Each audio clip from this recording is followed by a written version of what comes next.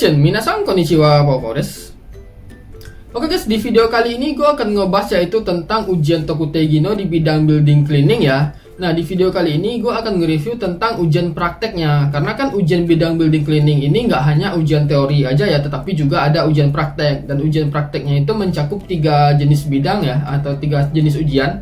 Yaitu adalah yang pertama ujian pembersihan lantai, yang kedua adalah pembersihan kaca, yang ketiga adalah pembersihan toilet ya. Jadi ujiannya ini memiliki teori masing-masing dan ada cara masing-masing ya, cara pembersihannya. Nah, maka dari itu di sini gue akan nge-review ya video tentang bagaimana tentang tata cara pelaksanaan ujian bidang cleaning untuk Tokutegi no Ichigo ini. Nah, maka dari itu di sini ada poin-poin yang harus gue jelaskan ya kepada teman-teman. Jadi buat teman-teman silahkan nonton video ini sampai habis.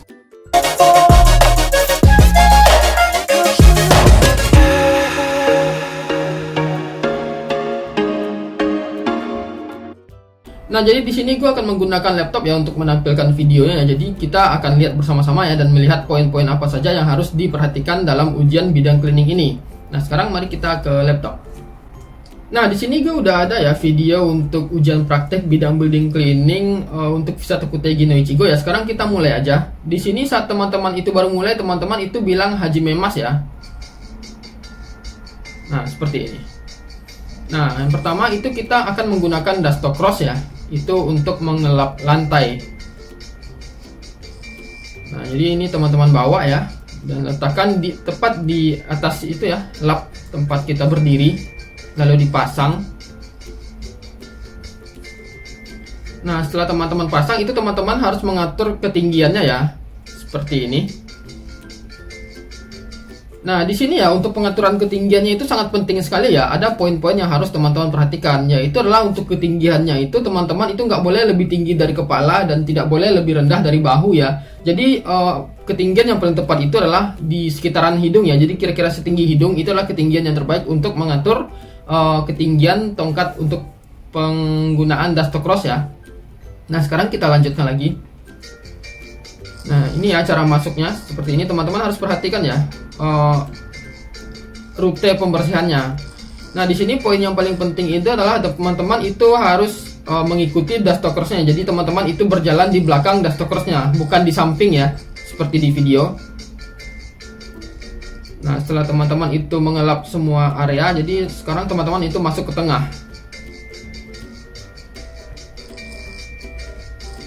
Nah, seperti ini ya. Jadi teman-teman itu tetap berada di belakang dust cross-nya, bukan di samping ya. Nah, setelah itu nanti itu debunya udah terkumpul ya. Jadi nanti di lantai itu banyak debu. Jadi teman-teman itu akan mengumpulkannya ke sudut seperti ini. Nah, di sini adalah poin untuk cara melepaskan dust cross-nya ya. Teman-teman letakkan dulu tongkatnya, lalu lepaskan kepalanya. Nah, untuk kepalanya itu saat dilepaskan teman-teman harus meletakkannya terbalik ya. Nah, seperti ini.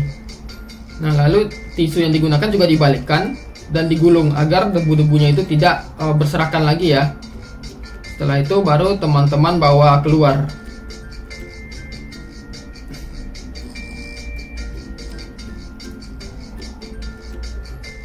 Nah, setelah debunya terkumpul, teman-teman itu menggunakan chiritori ya, atau bungka chiritori. Ini gampang, teman-teman tinggal memasukkan debu yang sudah dikumpulkan ke dalamnya ya.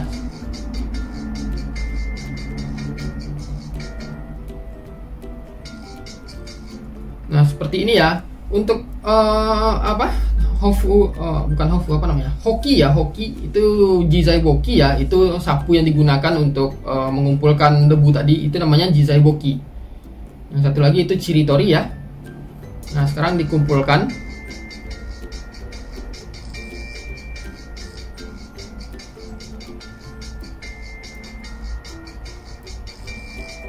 Nah, setelah teman-teman tuh ngerasa sudah cukup bersih, teman-teman itu mengka kuning ya, seperti ini. Jadi teman-teman periksa lagi. Kalau sudah bersih, teman-teman bisa meninggalkan areanya.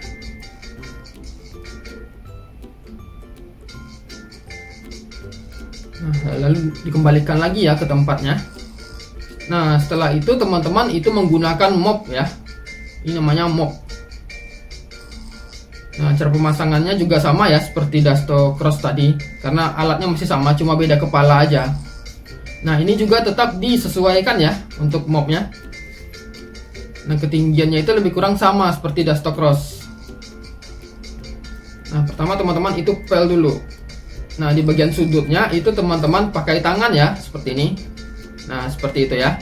Nah, bedanya untuk mop dan dashboard cross ini, kalau dashboard cross kan tadi teman-teman itu berjalan di belakang dashboard crossnya ya, tetapi kalau mop itu teman-teman berjalan di sampingnya, jadi nggak boleh lagi diinjak yang setelah di mop itu ya, jadi jalan di samping mopnya seperti ini.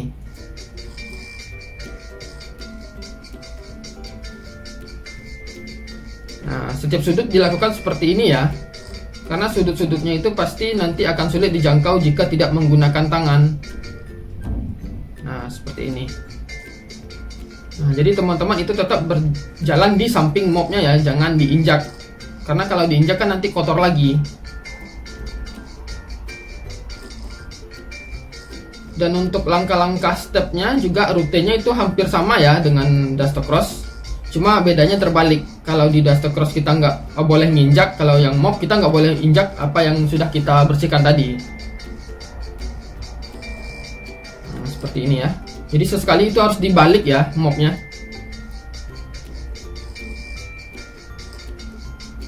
Minimal 1 atau 2 kali itu dibalik untuk memastikan areanya itu bersih. Nah, setelah selesai teman-teman itu lap di bagian area keluarnya. Nah, seperti ini ya. Untuk memastikannya bersih. Setelah itu dilepas lagi.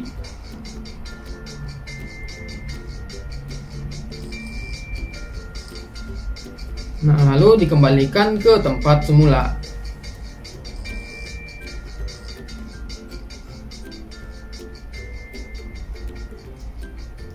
Nah, seperti ini ya. Nah, itu untuk pembersihan lantai ya. Cukup dengan menggunakan 3 alat saja, yaitu dashboard cross, yang kedua itu Jisai Boki sama Bunkai Chiritori ya. Yang ketiga itu menggunakan mop, cuma 3 ya. Nah, selanjutnya itu adalah untuk pembersihan kaca. Nah, di sini ada 2 ember ya yang harus teman-teman gunakan.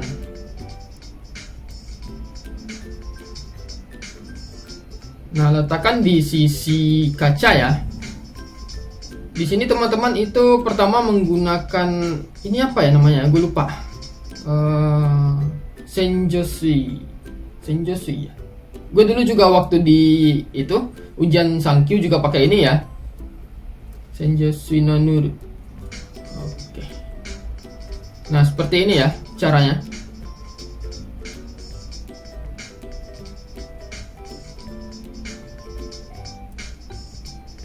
Nah, ini sebenarnya ini basah ya.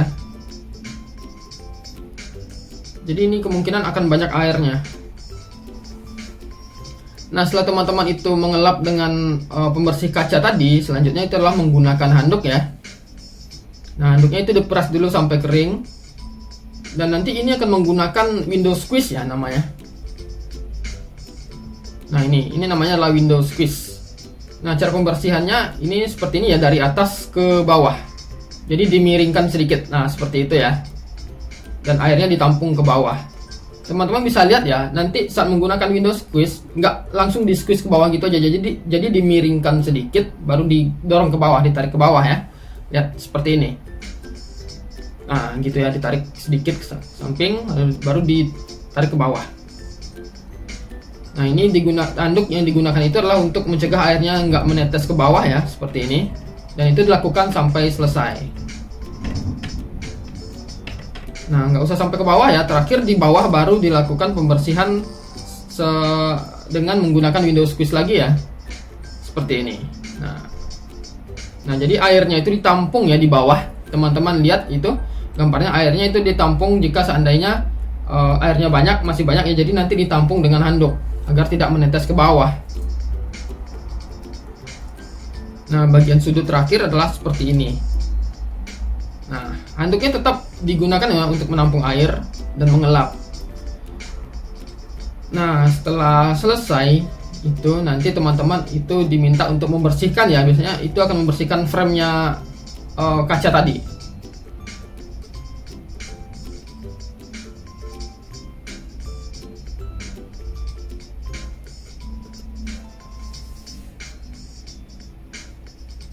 Nah, seperti ini ya, dimulai dari bawah dulu untuk membersihkan framenya.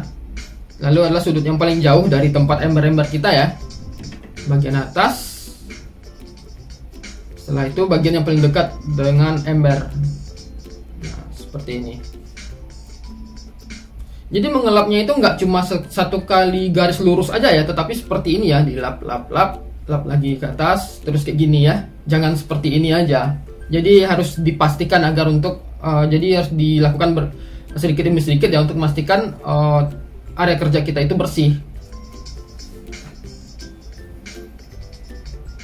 Nah, setelah itu kembalikan ke tempatnya, dan terakhir itu menggunakan handuk biru ya. Handuk biru ini digunakan untuk mengelap lantai. Nah, seperti ini. Nah, untuk mengelapnya itu dibagi dua ya. Pertama setengah di bagian kiri, lalu setengah lagi di bagian kanan. Nah, seperti ini.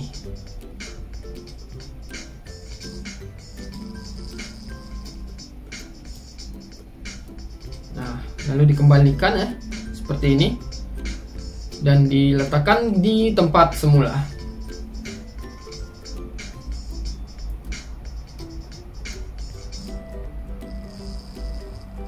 Oke, jadi untuk pembersihan kaca seperti itu ya, tetapi nanti mungkin saat di ujian ya, kaca yang teman-teman bersihkan itu mungkin ada sedikit noda ya, mungkin spidol atau semacamnya. Biasanya itu memang ada ya, jadi kaca itu ditulis sedikit dengan spidol. Jadi saat teman-teman menggunakan Senjo Sui itu pembersih yang kayak spons tadi itu harus pastikan ya kalau noda-noda yang ada di kaca itu harus bersih seperti itu.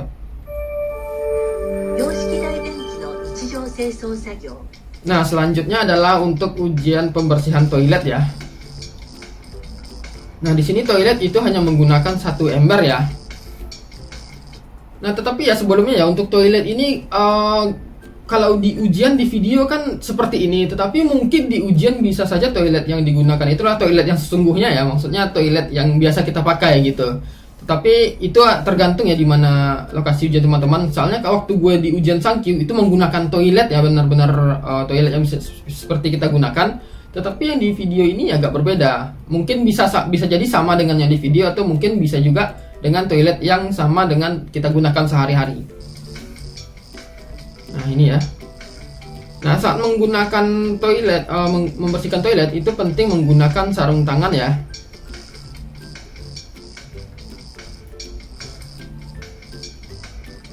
Nah, teman-teman itu menggunakan brush ya untuk menggosok area bagian toilet semuanya, digosok ya.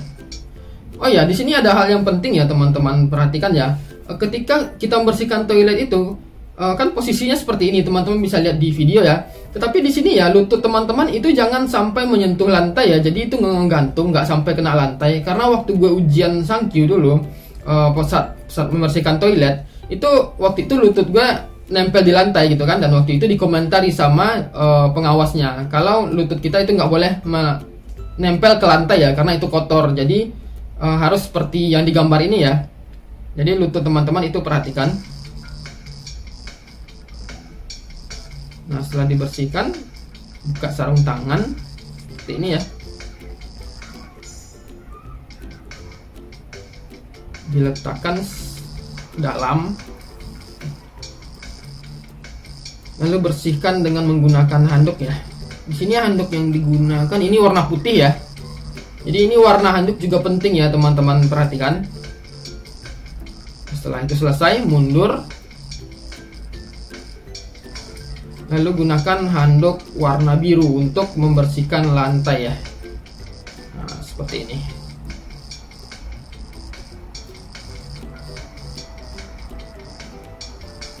Nah, ketika sudah selesai, dimasukkan lagi dan dikembalikan ke tempat semula.